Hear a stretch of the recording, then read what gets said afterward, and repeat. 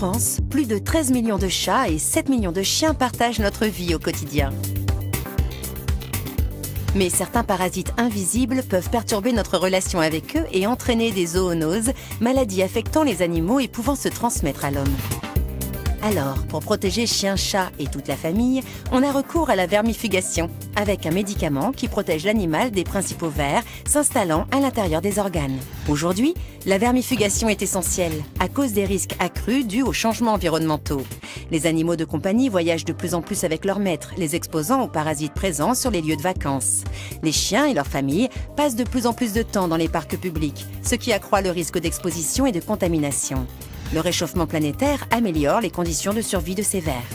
Vermifuger son animal est donc important pour lui éviter des problèmes de santé. Mais la vermifugation sert aussi à protéger la famille, notamment les jeunes enfants. En effet, ces parasites internes peuvent entraîner des problèmes, entre autres au niveau du foie, des poumons, des yeux, du système nerveux. La plupart des chiens et chats doivent être vermifugés. Le vétérinaire conseillera le propriétaire sur le rythme de vermifugation le plus adapté au mode de vie de son animal. Bien sûr, redoublez d'attention si vous séjournez dans le sud de la France, zone particulièrement touchée par les vers du cœur.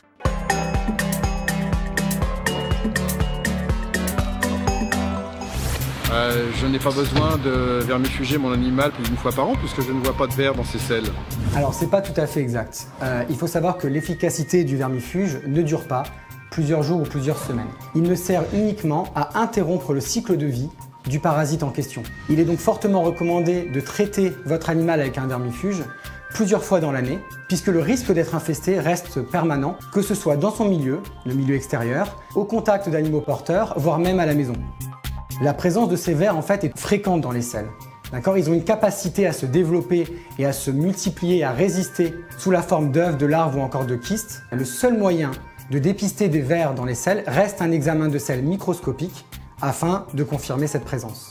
Actuellement, la recommandation de vermifugation reste 4 fois par an, voire plus dans certains milieux plus infestés. Dans tous les cas, il est important de se rapprocher de votre vétérinaire afin d'établir un protocole de vermifugation adapté à votre animal et à son environnement.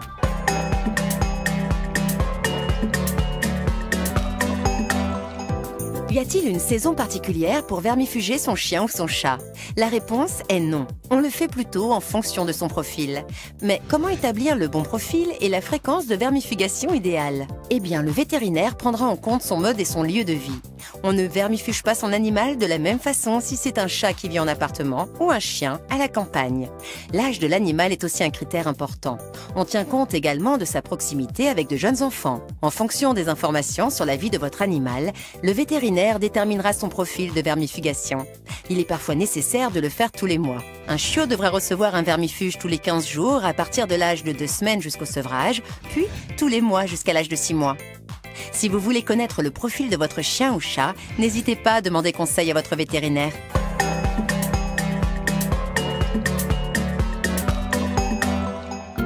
Lady Rose est un charmant chocho à la robe gris bleuté.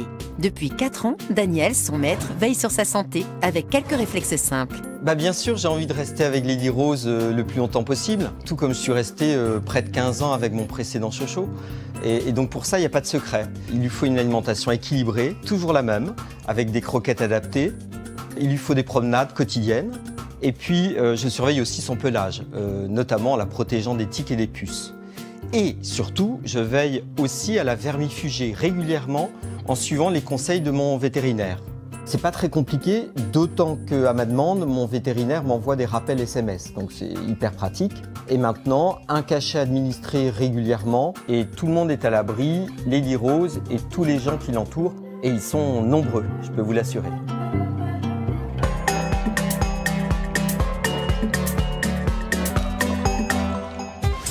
Moi, mon animal se vermifuge tout seul en mangeant de l'herbe. Alors déjà, le chien est un carnivore domestique, même si ses ancêtres étaient des omnivores. Donc le fait de manger de l'herbe ne lui est pas complètement étranger. Maintenant, le fait d'ingérer de l'herbe ne constitue en aucun cas une vermifugation. On a tendance à dire que les animaux se purgent et évacueraient les parasites intestinaux en vomissant. Or, ce n'est pas le cas. Pire, le chien peut ingérer des œufs microscopiques ou des larves présents sur l'herbe en question. Ce comportement peut être déclenché par un inconfort digestif ou par des douleurs abdominales. Dans certains cas, l'ingestion d'herbe peut même révéler un trouble du comportement qu'il est important de vérifier avec votre vétérinaire afin de savoir s'il s'agit d'un trouble récent ou ancien ou s'il est associé ou non à une baisse de l'état général. En cas de persistance de ce phénomène, il est préférable de vous diriger vers votre vétérinaire afin de réaliser un bilan de santé de votre animal. Finalement, pourquoi je dois faire vermifuger mon animal? Alors pourquoi vermifuger? Les risques liés au ver rond ou au ver plat sont multiples, aussi bien de manière aiguë, donc à court terme, que de manière chronique, à plus long terme. Les symptômes liés à une infestation restent malgré tout peu spécifiques. On notera une perte d'appétit, un amaigrissement, une fatigue, voire même de la toux. Pour le propriétaire, ce sont principalement les symptômes digestifs qui restent les plus évidents à observer. Vomissements, douleurs abdominales, ballonnements, voire des épisodes de constipation ou de diarrhée associés ou non à du mucus ou à du sang. Dans certains cas, des vers peuvent même avoir un tropisme, c'est-à-dire un intérêt particulier pour le système cardio-respiratoire, entraînant alors des symptômes pulmonaires et ou cardiaques. Cependant, les symptômes liés à une infestation restent transitoires et le propriétaire aura tendance à noter simplement des selles molles, des vomissements ponctuels ou un appétit capricieux. Maintenant, le danger de ces vers, il faut savoir qu'il est double. Premièrement, la multiplication des œufs et des larves, protégés ou non par des kystes, et dans un deuxième temps, leur capacité de résistance élevée dans l'organisme.